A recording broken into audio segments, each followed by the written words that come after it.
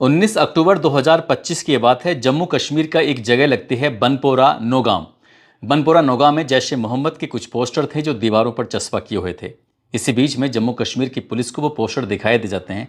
Police ने इस मामले को बहुत गंभीरता से लिया और ये जानने की कोशिश की कि आखिरकार दीवारों पर ये जैश ए मोहम्मद की जो पोस्टर हैं किसने चस्पा किए हैं। ये पाकिस्तान का आतंकवादी संगठन है और कश्मीर में आखिरकार यहाँ पर इसका क्या काम है।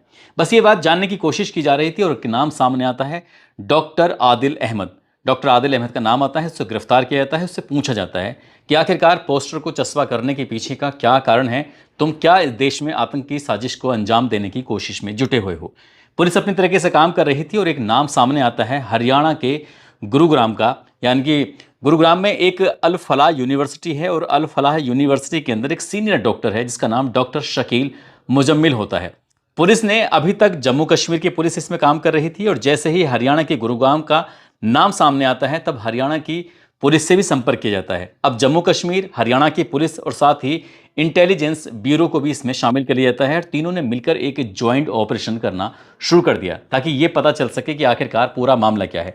तभी 30 अक्टूबर 2025 को डॉक्टर मुजम्मिल शकील को गिरफ्तार कर लिया जाता है, पकड़ा जाता है और पकड़ने के बाद उससे पूछताछ की जा रही थी कि हमें कुछ पुख्ता जानकारियां मिली हुई, पुख्ता कुछ सबूत मिले हैं कि तुम्हारा कुछ कुछ बड़ी घटना को तुम लोग अंजाम देने वाले हो। इससे पहले कि वो कोई बात बता पाता, पुलिस को ये जानने में कई दिन का समय लग जाता है। ये तारीख थी 9 नवंबर 2025 को। पुलिस ने हरियाणा प्रदेश के फरीदाबाद के पास में एक गांव लगता है, इसका नाम धोज गांव लगता है। धोज गांव में एक ऐसा मकान था जो एक तरह से गोदाम के रूप में जिसका इस्तेमाल किया जा रहा था। पुलिस ने जब वहां जाकर रेड मारी, जाकर वहां देखने की कोशिश की तो वहां पर 12 छोटे बड़े सूटकेस मिलते हैं। जब उन सूटकेसों को देखा जाता है तो उसके अंदर 358 किलोग्राम विस्फोटक पदार्थ थे। ऐसे विस्फोटक पदार्थ यदि वो फट जाए या उसका गलत रूप में इस्तेमाल कर लिया जाए तो कई किलोमीटर तक धमाका होगा जिसमें बड़ी संख्या में जान जा सकती हैं, बड़ी संख्या में नुकसान हो सकता है। तो पुलिस ने अब आगे की ओर जब देखना शुरू किया, पड़ताल करना शुरू किया है तो इसी जगह पर पुलिस को असोल्ट राइफल मिलती है AK-47 से। थोड़ा सा साइज इसका छोटा होता है, मारक क्षमता उसकी AK-47 से कम नहीं होती। 3 मैगजीन मिलती हैं इस डॉक्टर की निशानदेही के आधार पर। 84 जिंदा कारतूस मिलते हैं, एक पिस्टल मिलती है, 8 लाइव राउंड मिलते हैं। जैसे ये इतना सब कुछ मिल जाता है, मिलने के बाद अब चाहे IB हो, हरियाणा पुलिस हो, जम्मू कश्मीर पुलिस हो, वो एक तरह से अपने मन में खुशी मना रही थी। खुशी इसलिए मना रही थी, उन्हें लग रहा था कि हमने देश में होने वाली कोई बड़ी आतंकी घटना को टाल दिया है, खत्म कर दिया है, उसको नेस्ता नबूद कर दिया है। बस ये सोचकर वो अभी इस बात की खुशी मना रहे थे, या कह सकते हैं कि पुलिस अपनी जांच पड़ताल को और आगे बढ़ा रही थी इससे पहले कि पुलिस, IB और या फिर और जांच एजेंसियां किसी जांच नतीजे पर पहुंचती। एक बहुत बड़ा धमाका हो जाता है। ऐसा धमाका हो जाता है कि उस धमाके की गूंज पूरे हिंदुस्तान ही नहीं बल्कि आसपास के मुल्कों तक भी सुनाई देती है। इसमें लगभग 12 या 13 लोग मारे जाते हैं, करीब करीब 29 लोग इसमें घायल हो जाते हैं। क्या है पूरी कहानी, इस कहानी के माध्यम से जानने की और समझने की कोशिश करते हैं। आदाब, नमस्कार, सत श्री अकाल। मैं उस्मान सैफी। राष्ट्रीय राजधानी दिल्ली लाल किला से लगभग 300 मीटर दूर लाल किला मेट्रो स्टेशन है। उसका गेट नंबर है 1 और ये तारीख है 10 नवंबर 2025 की शाम लगभग 6:52 के आसपास, जब वाहन धीरे धीरे, क्योंकि ये एक ऐसी जगह है जहां सामने लाल किला है तो दूसरी तरफ चांदनी चौक है। यहाँ पर भीड़ अक्सर रहती है, चाहे रात हो या फिर दिन हो। यहाँ लोग एक दूसरे से सट के चलते हैं, वाहन भी एक दूसरे से सट के ही चलते हैं, धीरे धीरे चलते हैं। और जब लाल बत्ती हो जाती है तब कुछ स्थिति और भी भयानक हो जाती है, क्योंकि ज़्यादा वाहन हो जाते हैं, धीरे धीरे करके कदम आगे बढ़ते हैं। इसी बीच में एक जोरदार धमाका होता है और जैसे ही धमाका होता है तो एक आग का गुब्बारा जो होता है वो चारों तरफ फैल जाता है। इसकी गूंज लगभग 1 किलोमीटर के दायरे में सुनाई देती है। लोग ये सोचने पर मजबूर हो जाते हैं कि आखिरकार है तो है क्या। जो भी आसपास के लोग थे जो एक दूसरे से सटके चल रहे थे, जो वाहन थे वो जो सटके चल रहे थे, उस आग के गोले ने बड़ी संख्या में वाहनों को भी अपनी चपेट में ले लिया, बड़ी संख्या में लोगों को भी अपनी चपेट में ले लिया। बस इस जोरदार धमाके के बाद लोगों में भगदड़ मच जाती है। अपनी जान बचाने की तमाम कोशिशें कर रहे थे, लोगों में चीख पुकार मच जाती है, एक दूसरे की जान बचाने की कोशिश भी कर रहे थे। जो इस धमाके की जद में आ जाता है उसके चिथड़े उड़ जाते हैं, जो इस धमाके की उस आग के गुब्बार में आ जाता है वो बुरी तरह से झुलस जाता है, जल जाता है। यहाँ बस चीख पुकार मचना शुरू हो जाती है। जिसको जैसा मौका मिल रहा था वो वैसे ही बचने की कोशिश कर रहा था और एक दूसरे को भी बचाने की कोशिश में जुट जाता है। और आग का जो रूप था वो विकराल रूप होता चला जाता है। तभी नजदीक की पुलिस को सूचना दी जाती है, फायर ब्रिगेड को भी सूचना दी जाती है। जैसे ही सूचना मिलती है, टीमें मौके पर पहुंचने के बाद ये जांच पड़ताल करना शुरू कर देते हैं। इसी बीच में कई वीडियो थे जो सोशल मीडिया पर बहुत तेजी के साथ वायरल होना शुरू हो जाते हैं। जैसे वाहनों में आग लग रही थी, लोगों में भगदड़ मची हुई थी। एक वीडियो ऐसा भी था जिसमें यह कहते हुए सुना जा रहा था कि एक i20 कार है जिसके पिछले वाले हिस्से में जहां पर सीएनजी का जो सिलेंडर है वो रखा होता है, उसमें बड़ा धमाका हुआ है, उसकी वजह से धमाका हुआ है। कुछ इस तरह की बात थी। सभी तरह के लोग थे, अपने अपनी तरह से अंदाजा लगाए जा रहे थे।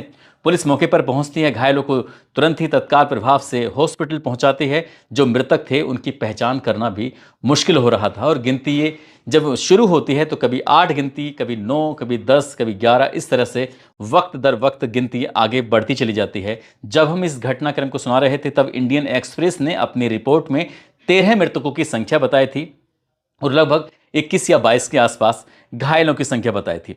अब पुलिस हो या फिर जांच एजेंसियां हो, सभी मौके पर पहुंचने लगती हैं, जांच पड़ताल करने में जुट जाती हैं कि आखिरकार ये कोई आतंकवादी घटना है या सचमुच कोई सिलेंडर ही फटा है या सीएनजी का कुछ लीकेज हुआ था। क्या है पूरा मामला? जब पुलिस प्रशासन जांच टीमें से जांच पड़ताल में जुटी हुई थी तभी सीसीटीवी कैमरे खाले जाते हैं और सीसीटीवी कैमरे के माध्यम से ये पता चलता है कि i20 कार जिसका नंबर था HR26CE7674, इस गाड़ी की बारे में जब जानकारी जुटाने की कोशिश की जा रही थी तो ये जानकारी मिलती है सीसीटीवी कैमरों के माध्यम से। जैसे जैसे कैमरे बैक कर रहे थे, बहुत बड़ी संख्या में पुलिस वाले इस मामले की जांच पड़ताल में जुट जाते हैं। ये 10 नवंबर 2025 की सुबह लगभग 7:30 बजे के आसपास एशियन हॉस्पिटल फरीदाबाद में ये गाड़ी देखी जाती है। यहां से निकलने के बाद टोल रिकॉर्ड के अनुसार 8:30 बजे के आसपास बदरपुर टोल पर ये फरीदाबाद से दिल्ली की तरफ रुख करती है और यही गाड़ी जिसमें ब्लास्ट होता है, धमाका होता है, उस गाड़ी ये ओखला इंडस्ट्री एरिया की तरफ जाती है और वहाँ पर जब इसमें शायद तेल खत्म हो रहा था या कम हो रहा था तब ये तेल भी भरवाती है। यहाँ के बाद यही गाड़ी जो i20 कार है वो लाल किला परिसर में सुनहरी मस्जिद के पास पार्किंग में जाकर खड़ी हो जाती है दोपहर 3:19 के आसपास और शाम 6:48 तक ये पार्किंग में रहती है। और जैसे पार्किंग से निकल के जाती है पूरा देश इस कार के बारे में जानने में जुट जाता है और सबसे ज़्यादा जानने में जुटे हुए थे जो एजेंसियां थी, जांच एजेंसियां, चाहे वो NIA हो, चाहे वो IB हो, चाहे वो दिल्ली पुलिस हो या फिर अभी कई दिनों से जो काम कर रही थी हरियाणा पुलिस हो या फिर जम्मू एंड कश्मीर की पुलिस हो। अब इसी बीच में एक नाम सामने आता है जो कि RTO के दफ्तर में इस नंबर के बारे में पता निकाला जाता है कि ये कार किसके नाम पर रजिस्टर्ड है। इसमें जो धमाका हुआ था आखिरकार ये इसकी मालिक का नाम पता चलता है जिसका नाम था मोहम्मद सलमान, शांति नगर हाउस नंबर 631/21। ये यहाँ पर रहता है, ये गुरुग्राम, ये हरियाणा का ही एड्रेस है। पुलिस जब इसे घर जाती है तो घर जाने के बाद पता चलता है कि ये मोहम्मद सलमान का घर नहीं है बल्कि ये घर तो दिनेश का है। अब दिनेश का दरवाज़ा खटखटाया जाता है, उसकी माँ भी निकल के आती है, दिनेश भी निकल के आता है। उससे पूछा जाता है कि मोहम्मद सलमान से हमें बातचीत करनी है, उसके बारे में कुछ जानकारी जुटानी है। घर वाले कहते हैं कि ये घर दिनेश का है ना कि मोहम्मद सलमान का है। यहाँ मोहम्मद सलमान जो था साल 2016 में आता है, साल 2021 के बाद यहाँ से चला जाता है। जब लॉकडाउन लगा हुआ था एक कमरे में रहता था, उसी में वो अपनी ज़िंदगी गुजर बसर कर रहा था। गिलास की कंपनी में काम करता था। फिलहाल अब वो ग्लोबल सोसाइटी सोहाना में शिफ्ट हो गया है। तभी पुलिस की टीम जो होती है वो इसे दिनेश को अपने साथ लेके जाती है ताकि ये पता चल सके, उसकी चेहरे की पहचान हो सके कि मोहम्मद सलमान कैसा दिखता है, कैसा नहीं दिखता है, कहाँ रहता है, कहाँ नहीं। जब उसके उस एड्रेस पे पुलिस जाती है, दरवाज़ा खटखटाया जाता है तो उसकी बेटी निकलती है। बेटी पूछती है जी क्या बात है, आपको किससे बात करनी है? तो उनसे कहा जाता है कि हमें मोहम्मद सलमान से बात करनी है। वो कहती है कि मोहम्मद सलमान तो अंदर घर में सोए हुए हैं, मैं अभी उठा कर लेके आती हूँ, वो मेरे अब्बू लगते हैं। इस तरह से वो लड़की अंदर जाती है, अपने अब्बू को बाहर लेके आती है। बाहर कुछ अधिकारी खड़े हुए थे, पुलिस वाले खड़े हुए थे, जांच एजेंसियों के ऑफिसर्स खड़े हुए थे। मोहम्मद सलमान जब उनसे बातचीत करना शुरू होती है तो उनको वो पहले तो हिरासत में लेते हैं। हिरासत में लेने के बाद उनसे पूछते हैं कि HR26CE7674 इस गाड़ी के बारे में आप क्या जानते हैं? वो कहता है कि साहब ये गाड़ी मेरे नाम पर रजिस्टर्ड थी लेकिन फ़िलहाल मेरे पास ये गाड़ी नहीं है। अब से लगभग 1.5 साल पहले उसने इस गाड़ी को देविंदर नाम के एक व्यक्ति को बेच दिया था और देविंदर नाम के व्यक्ति के पास ही ये गाड़ी होगी, उसके बाद इसके पास कोई जानकारी नहीं है। पुलिस ने बस एक चैन से दूसरी चैन की कड़ियों को आपस में जोड़ना शुरू किया है और जैसे चैन दर चैन जोड़ने की कोशिश की जा रही थी तो पता चलता है कि 1 साल में इस कार को, जिसका नंबर HR26CE7674 76-74 गाड़ी को एक साल में 7 अलग अलग लोगों ने खरीदा था। 7 अलग अलग इसके मालिक बन जाते हैं और अंत में जो इसका मालिक होता है जिसका नाम तारिक होता है, तारिक ने अंत में खरीदी थी, जो कि जम्मू कश्मीर के पुलवामा का रहने वाला होता है। बस पुलिस के कान यहीं से खड़े हो जाते हैं। अब पुलिस की दिमाग में बिल्कुल बात सटीक बिल्कुल फिट हो जाती है कि शायद ये गैस सिलेंडर तो फटा नहीं है, सीएनजी तो फटा नहीं है, ज़रूर कुछ ना कुछ इसमें झोल है। अब इस मामले की जांच पड़ताल करना शुरू किया गया तो सीसीटीवी फुटेज के माध्यम से अब जो ड्राइवर है उसके चेहरे को पहचानने की कोशिश की जा रही थी। हालांकि उसने काले रंग का एक मास्क लगाया हुआ था। चाहे दिल्ली हो या मुंबई हो, ऐसे बड़े बड़े शहर जो हैं उसमें कुछ इस तरह के महंगे महंगे सीसीटीवी कैमरे लगे हुए हैं। यदि उन सीसीटीवी कैमरे की रेंज को देखा जाए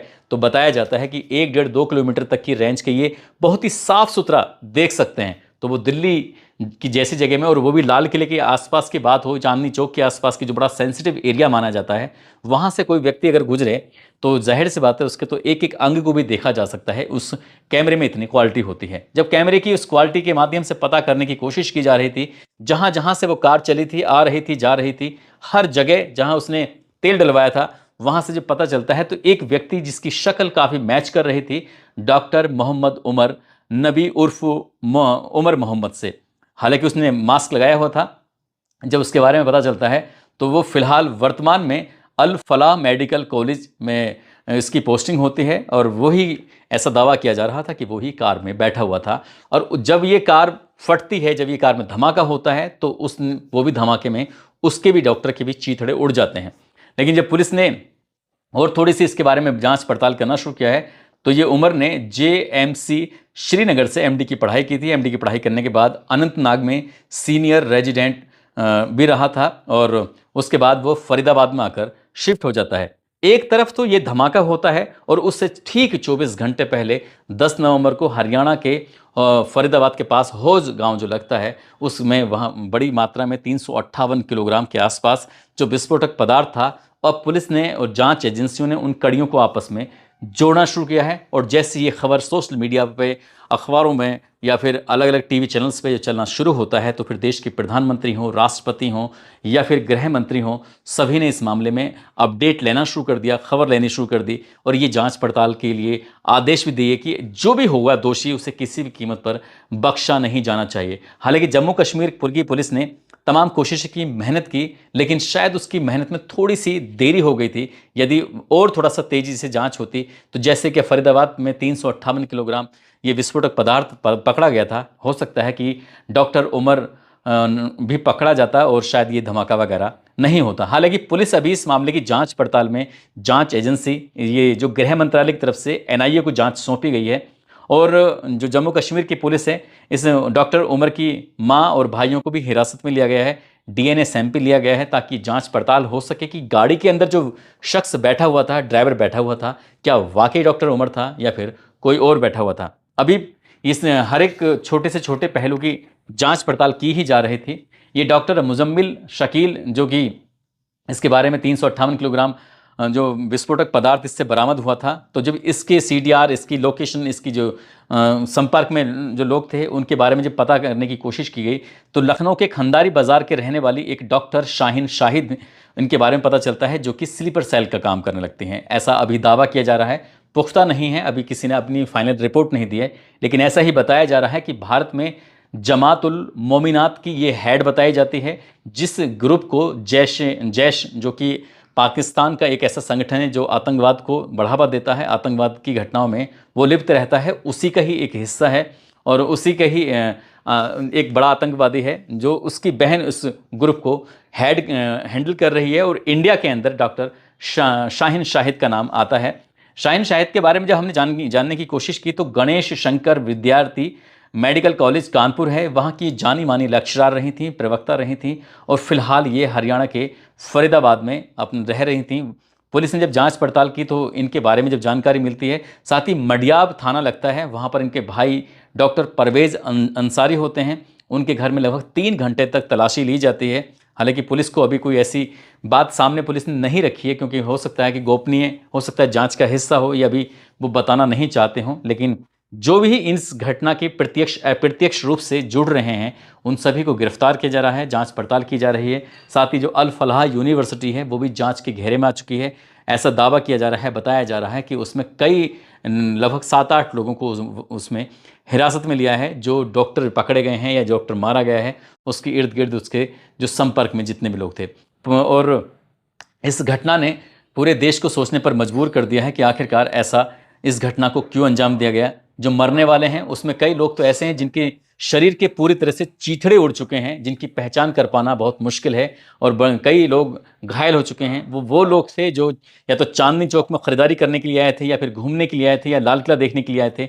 वो सब आम लोग थे, बेकसूर लोग थे। इनका कोई इस पूरे घटनाक्रम से किसी भी उससे कोई लेना देना नहीं था, लेकिन बेवजह उनको मौत की नींद सुला दिया, किसी के हाथ पैरों से किसी को अपंग कर दिया गया। दोस्तों, इस पूरे घटनाक्रम को सुनाने का उद्देश्य किसी को परेशान करना नहीं है, किसी का दिल दुखाना नहीं है, बल्कि आपको जागरूक करना है, आपको सचेत करना है। 11 नवंबर को मेरा खुद का जन्मदिन होता है।